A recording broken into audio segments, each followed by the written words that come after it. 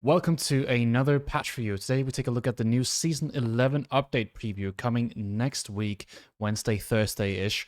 We're going to be looking at the new changes, we're going to be looking at the new season events, and oh boy, I just skimmed through it and everything's about to change. Right, let's take a look at it. So basically, we got Season 11, so new trade secrets event. These are, again, cosmetics. All these things you can look at yourself if you're interested in this kind of stuff. I'm not personally interested in it. The map pool has changed. So we are going to be having a new 1v1 and team ranked map pool. We're looking at Boulder Bay, Archipelago, Four Lakes becomes Canal, Highview is Altai, Relic Rivers, Rocky River, and Lipponese Hill and Dale. I personally hate this. I think these maps actually suck. Archipelago is a really, really bad water map because it's not really balanced at all. Canal is super difficult to play. I don't think the most of the audience will like it. The game audience. Altai seems to be just that classic trade map, wall off the map, and then see how long you can take it. Rocky River is okay, but really difficult to play too for some people. It's one of those you can sit in your base with English kind of maps. Or China or Shushi, whatever. Hill and Dale, another camper map. Got balanced a bit, so it's not as bad as it used to be, but it's Hill and Dale, right? So I think these maps here are just all super campy or imbalanced, so I don't like this map pool at all. I'm going to be pretty pessimistic here and say this is probably one of the worst ones we've had this year in terms of map pools. Besides that, let's take a look at the build spotlights. There's some AI updates here. We don't care because we practice against people. We don't practice against AI. Gameplay. Hotkeys. So now market landmarks can now use the shift hotkey to bulk buy and sell resources. Really cool. Love this. I've been actually trying to do that lately. Forgetting that I can't. And this being added now, it's amazing. Yeah. They also have new icons for when you hold the shift hotkey. So this is really cool. Love to see it. The caster mode has an update. And heavy units are correctly described as heavy units instead of armored units. Nice. Good stuff. Map changes. There's some changes to the general map changes, which is fixed a bug with points of interest, preventing the wolf's den from taking damage when attacked from certain angles. So this was when we attacked from the north side of a wolf's den. You would not do any damage, which sucked because you would stand there and you'd go do something else, and then the wolf den would never die or whatever. And then your opponent comes around and snatches it from you. Really, really troublesome. And again, vice versa, if you're trying to take it from your opponent, you can't attack from the north. You have to go to where your opponent's spears are. So nice little bug fix. Love that. Map-specific changes, water lanes, flank woods. Let's see. Just like some distribution stuff. Not really too big of a deal. Starting small goal nodes on Sunderlands have been adjusted to prevent them from spawning too close to each other. That's a good change. There's a little bit of a nerf to Malians with the trade landmark, I guess you could say. Mountain lakes, fixed an issue with too much water generation on mountain lakes. Okay, that's cool. I mean, that was basically a full water map sometimes, and sometimes it was, you know, Baltic, right? Balance and bug fixes. So now it's the juice. Let's get to it. We are going to see a massive deer pushing nerf, and I am not a fan. General changes and bug fixes. Scouts will continue moving when the automatic drop-off target is changed. This is really good. Love this. I'm going to zoom in a little bit for you guys here. That's a nice thing. We can now have a little bit less clunky targeting with that. That's good. Instead of them resetting every time, they will now automatically start the new drop-off target instead of having to completely reissue them new orders. Deer flee distance reduced from 2.5 to 1.5 tiles when started by nearby military units. This is not too big of a deal. Makes deer pushing a bit harder. Military units now need to be within 1 tile to startle a deer. So you basically have to be... instead of up to 2 tiles, it was now within 1 tile to push a deer. So you have to be much closer to the deers instead of just running around them. And now the distance for them to flee is a lot shorter. So it's going to take longer. But the biggest one here is deer flee cooldown increased from 1 to 8 seconds to 14 to 20 seconds. This will make it so that it just takes up to like 3 times as long to push deer. You can't really do anything for 14 seconds. And during those 14 seconds, I don't know if they'll start moving back. I have a feeling they will. That's going to make it so that it's pretty much, if that's the case, we haven't tested it yet and we can't test it until next week. But that's basically going to make it so that you cannot deer push anymore because the deer will move back. before you can push them again. So you can basically push your deer closer to a mill, but you can't push them back to base. As far as I understand it, it might be that they don't start going back, but I don't know. It's a little bit sad because this is basically an indirect nerf to pro scouts. Going for spears to deny enemy deers is pretty much the only thing you're going to be doing, but you're basically forced to play pro scouts again. So whether or not we will have a full pro scout meta again, it looks like it might lean towards that, though I will not completely say that it's going to be like that. But again, another buff to passive civs that sit in their base, but a little bit more of a nerf to pro scouts. Sorry, to those deer pushing civs. So again, you could say Lancaster is nerfed. You can say Ottomans is nerfed. You can say HRE is nerfed because they will all usually deer push, right? Defeated units that had a large sight radius will no longer briefly reveal everything in a large circle, but will appropriately follow the same visibility rules as when they are alive. Okay, nice. Let's get to the civ-specific changes. So the civ-specific changes start with Abbasid.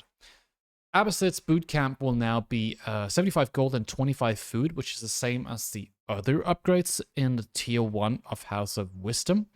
Good stuff, I like this. Fresh foodstuffs will be discounting villagers more now. This was nerfed back in the day, and now it's from 50% to 35%, and now it's 40%. So this is a nice little buff to Abbasid. And it fixed the issue with trade caravans using the incorrect description label. Okay. What does this mean? Well, it means that military wing got buffed because now your boot camp's better, so aggression, feudal age aggression is better. And it means that fresh foodstuffs is also more impactful, so you consume less food. So both 2DC plays and aggro plays with Abbasid Dynasty have slightly better stats or outcomes or whatever you would say. Like you get the bootcamp upgrade quicker and you get fresh foodstuffs, same pace, but then it basically has a greater effect. So that's nice for 2DC build orders. Byzantines. Expilatoris reward for defeating workers increased from 20 gold to 30 gold. Cool. This upgrade is basically buffing Hippodrome, and we are probably looking at Hippodrome becoming a lot stronger in general. People seem to move away from Grand Vinery a bit into this Expilatoris. Upgrade buff here could maybe be what makes Hippodrome a little bit better than Grand Vinery. Yeah, fixed an issue which prevented players from placing the cisterns near an ally or an enemy cistern. Nice. But yeah, it seems like a small little buff here for Hippodrome. Nice. I really like it. Because that upgrade I never used though. Chinese have fire lancer charge damage increased from 13 and 15 in Imperial to 15 and 17. So they do more damage on charge now, which is something that's historically also been nerfed a lot, is the fire lancer. Now with a buff like this, maybe we will see a return. They're basically never played nowadays, but this could be what they need. Extra materials technology repair rate increased from 20 to 25. That's nice as well. Let's look at English. This is something I've been asking for. So most creators and some pro players are in the development Discord, and I was thinking a lot about how do we make English better, because they really, really struggle with their food economy. And I thought, I don't want to make it so that the civ always has to make farms, because it means they can't play aggressive. And so how about we do something around upgrades or something so that English can move on to deer earlier, or maybe something that makes it so that English has a better map presence, better food income. And what do the devs do? They go ahead and buff farms. Oh my god, come on. Why is it that we need to always play in our base with English? I don't get it. Now we're basically just going to see 2DC again. White Tower meta back, right? Because it's better now to sit in your base and do freaking nothing. Why? Like, seriously. You want an active game. You try to push less deer. You try to make it so that, you know, Pro Scout isn't as strong. And now you do this. What's the point? Why are we buffing English this way? We have this narrative that we want to make it so that people move out on the map, but let's just make the most easy civilization to play even stronger to sit in their base. I don't know. I don't get it. Devs, come on, man. Like, this is so bad in my opinion. Somebody do something about English that isn't farms. Beyond that, let's take a look at HRE. So inspiration gather rate has been reduced from 40% to 35%. Nice little nerf there. Really needed that. I think we might even need more than that for this civ to not be as strong. The closest you'll basically get to this is Byzantines with, I think it's 26% on a max cistern. But they also need to gather a lot of stone for that, whereas HRE just gets inspiration from chapel and from prelates immediately. You could argue that they lose vills, but they just go chapel, and then they have 30 vills under the chapel anyway, so it doesn't really matter too much. This is still nice to see. Again, moving away from the whole HRE being super dominant is always something we need with the whole buff that happened last time. This is nice to see them toning the HRE down a little bit. Villagers will drop off resources when finishing landmarks that act as drop-offs, so this will be for the chapel and also for the Japanese with their Kura storehouse, as we can see here. So let's move on to Japanese. They basically got their tech tree adjusted, so now the barrack discount is included. And the buff applied from being in a Buddhist conversion or a Nehan conversion now have buff indicators. So this is good. It is good to see that there's a little bit more, what would you say, quality of life happening. I think that is also something that's massively important when you come with a balance patch like this, is that it's not only values being adjusted, that is also visual indicators like this. Malians. So Malians got their trade landmark, the Saharan Trade Network buffed. So now their javelin placement attack speed is faster. It's 112 instead of 138. So the javelins, I think they might be poison. I'm not sure. I don't think so, actually. Unsure. Javelins are going to be better now for the towers that you can upgrade. That's really cool. And the Manso Javelineer movement speed has been reduced to 131. Nice. Very good to see. The Manso Javelineers can kite like crazy. And that's what makes that build so good, is that they just deal with cavalry super easily. That's not so much the case anymore. So that's good. Mongols have a huge nerf coming for them, and this means that also the hybrid water gameplay will change a lot for the drafting, if it makes it so that Mongols are now not really that relevant anymore. The fast Imperial strategy, most people have encountered it, and it's really, really difficult to deal with if you don't have a good Imperial yourself, such as with French JD, Guildhall into Imperial, or Ayyubids going into Mass Desert Raiders. You will struggle usually against a Khaganate Palace, because going castle in on them isn't always going to work against somebody who knows what they're doing. So Khaganate Palace train time has been increased by 10%, making it so that all these units here have a longer train time. So horse archers train longer, 55 seconds than 50, and so on. Like knights are 66 seconds, so every single unit has their own values. 44 for warrior monks, Nestor Beast is 55, Wee Pow is 69 seconds instead of 63, nice. Yeah. We were also asking a lot for improved technologies to actually be, relevant. So now they made it so that all the improved gathering technologies have a 7.5% increase per technology. So that's both feudal, castle, and imperial. So now saving stone for upgrading horticulture or double products might actually be worth it. Really good. Fixed the bug when Mongol pastures would spawn their second sheep faster when a rally point was set during construction. Okay. Fixed an issue where the cannon would not deal more than 1 damage to buildings after researching incendiary arrows. Fixed an issue where placing 2 cruel ties from 2 different players next to one another would cause the aura to only be applied to one of the players. Fixed an issue preventing the buff indicator from the Count's Hunter from displaying sometimes. Nice. This is great. I think Mongols deserve this nerf. Fast Imperial's been strong for 3 months, 5 months now. Finally getting a nerf is good. Now, Ottomans. I skimmed through this and I thought, what? Ottomans are going to be so crazy. They're going to be S tier now. I'm calling it. This is going to be the most crazy civ now because they get so much tempo. Imperial Council spawns 2 meta drums now. So you can't just lose your original meta drum. You actually get 2 of them. So that's a lot of extra safety. That makes them insane on Horizon and any of these other POI maps. The Akinji system, these are all Vizier points, by the way. Akinji system now spawns 3 Akinji at the town center immediately when you click it. So it's a call-in, right? You just call in 3 Akinji and you can raid with them. This is awesome. Extensive fortification now also discounts town centers. I don't know how much it'll discount. It doesn't state that here, but this is so cool. Town centers, you basically your extensive fortification now, you get your defensive bonus, and then you add in town centers. And you could probably do this in Castle Age, just fast castle into extensive fortifications. You go imams, and then you go into extensive fortifications, second town center, and boom, you cannot be all in because you have crossbow emplacements. Really good against maybe knight civs, right? So if you're playing against JD, which is already a really good matchup, getting a second town center is just a no-brainer. Because your towers and your town centers will all have crossbow fire to deal with knights. This is like, what are you going to do as JD now? This is a huge buff to that matchup. And this one, Pax Ottomana villager production speed increased to 75%. So you're producing villagers almost twice as fast now from your town centers.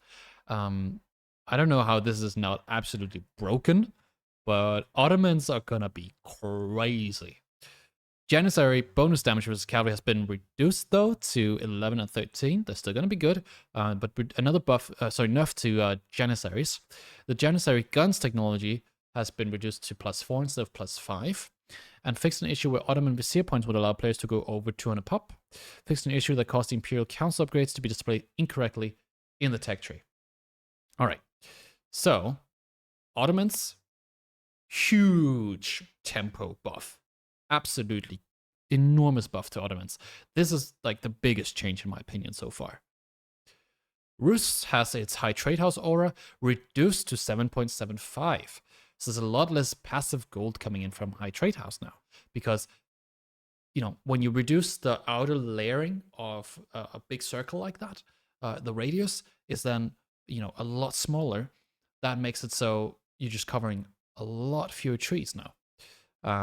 This is a really big nerf actually to high trade house. Fixed a buff where Lodia Galley created after researching heated projectiles was unable to move. I don't remember this this problem, but I think, yes, I do remember it. So back before Rus got water reworked, I think it was, no, what was it that made them, I can't remember now. Basically, I think it was Kremlin that got nerfed, but I can't remember. Anyways, Rus, whenever they made attack ships, I remember this. I was playing together with Beastie versus Demo and one more guy on Archipelago in a tournament, and I couldn't get my ships out. My ships would not go. Like, they would spawn at the docks, and then they would just stand there. I couldn't move them. Huge game-breaking bug that just got fixed. So this is great. Let's take a look at the variant civilizations. So we got Ayubids. Structural reinforcements ability granted by siege carpentry no longer has an activation cost, so that's cool. And fixed an issue where trade caravans used the incorrect description label. Cool. This is nothing truly game-changing. House of Lancaster is getting a big nerf hammer coming around here. Lord of Lancaster ranged and melee armor now improves by +1 in Castle Age and +2 in Imperial Age. I don't remember if they did that before, but if they didn't, this is a buff to the Lords of Lancaster, so a little bit more active gameplay buff here. The Obelar attack speed is reduced from 1.75 to 1.5, making them faster. The heal training damage has been decreased, which is good because it was like 70 or 80 damage on charge. This is like so much damage. The Demi-Lancer health has been reduced to 130 in Feudal and 150 in Castle and 190 in Imperial. So this is both a nerf to Wingguard and this is a nerf to the Manners call-in, the Lancaster Castle. The Elite Yeoman damage has been reduced by 1, which is huge. People don't realize how important archer values are. Getting a 1 damage nerf on an archer means sometimes the difference between being able to deal with heavy units or not. Call of S's bonus damage has been reduced to +5 instead of +6, so this is going to make your knights less powerful, but still powerful. Condensed land practices, so this is the one that grants you more access to produce more manors, has been increased. So it's 125 wood and 275 gold. This is 50 resources more now. This is a pretty big nerf, I would say. 50 resources is a lot at that stage of the game when it's the first one. And then condensed land practices, bonus manor health reduced from 200 to 100. So another health nerf to manners, making it better to ram push, right? Or just burn down in general. The open field system bonus mana health has been reduced to 200 from 300. And then the ships of the crown, which I believe was the King's College water buff, has been nerfed as well from 20% range to 10% and 20% HP to 15%. So the Lancaster villagers now have a buff indicator displaying their wool industry sheep gather rate bonus. Nice. Yeah, I think these nerfs are not as impactful to Lancaster overall as the deer changes. Not being able to push deer is a huge problem for Lancaster because their fast castle relies so much on deer income. Now, people at the lower level or mid level that are just doing the mana booming are going to struggle a bit more now. And I think in general, Lancaster is going to be so much weaker in Imperial. Although Wingard didn't seem to get changed here. So you could still spam spears, which is one of the strongest strats for late game Lancaster. JD has... I don't know if this is a typo, actually. This is the Iobid one. Knights Templar. Knights Templar Hospitalier Commandery now increases worker move speed by 10%. What? 10% is huge. Combine that with Wheelbarrow, you've got really, really fast villagers. So, is Knights Templar gonna have the fastest villagers now? This is a huge buff to wood economy. I don't think people realize that. But again, this is not the Chevalier one. This is for the one that grants you the, what are they called? Yeah, the Hospitalier Knights. So, interesting buff. We might see other commanderies now, since villages are going to be so much stronger. The French commandery discount and production speed no longer applies to naval units. That's good, I would say, because KT on water is broken. Absolutely, like no civ even comes close. You have KT and then like 2 tiers and then the best water civs behind KT. Like KT is so good on water that this is just one small change, I would say. I think they should definitely nerf the wood income, 100%. Genitors, so they're going to have a little bit of a mechanics fix here. So the line of sight is increased to better accommodate its attack range. So that's really good because right now, if you are attacking a horse archer or something, and they move outside of your line of sight, then the genitors just stop attacking. So this is going to probably fix genitors when it comes to dealing with horse archers, which is what they're the best at. They're not really good at anything else. Yeah, and they got a health buff as well. The Slaughter Cavalry has their health reduced from 350 to 340, and the damage reduced from 32 to 31. And fix the crash that would occasionally occur when aging up as the Knights Templar. Yeah, I think a lot of people were getting this crash, actually. Corrected a bug causing the Venetian galleys to benefit from the range damage blacksmith upgrades. Okay. Fixed an issue where sergeants wouldn't benefit from the Fortress Desert Outpost aura until after Desert Citadels had been researched. Again, nice. Good to have those fixes. OTD is going to have the Golden Cuirass damage reduction hit point threshold reduced from 30% to 20%. So your man-at-arms take less damage when they reach 20% instead of 30%. I think that's okay change, but OTD needs something. The cost is increased as well to 125 gold from 100 gold and 75 food from 50 food. And the villagers constructing the Aachen Chapel will now drop off resources once it's fully built. So same as the Japanese and HRE. Yeah, I think this is good. I think I'm really scared for the meta, what it's going to become now, in that the deer pushing might officially be removed from the game. Lancaster nerf is nice. Ottoman's getting a huge buff was definitely not called for. And of course, KT movement speed. I think there's a lot of good and a lot of really controversial changes here. Cargan Palace nerf is definitely good. English buff here, I think is a huge L in my opinion. This should definitely not happen at this stage. When we have this kind of narrative with the development of the meta, like developers definitely wanted the game to be more active on the map, and now we just buff the most passive civ to their best build.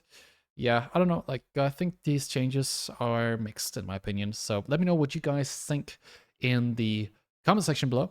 I'll love to hear your opinion on this.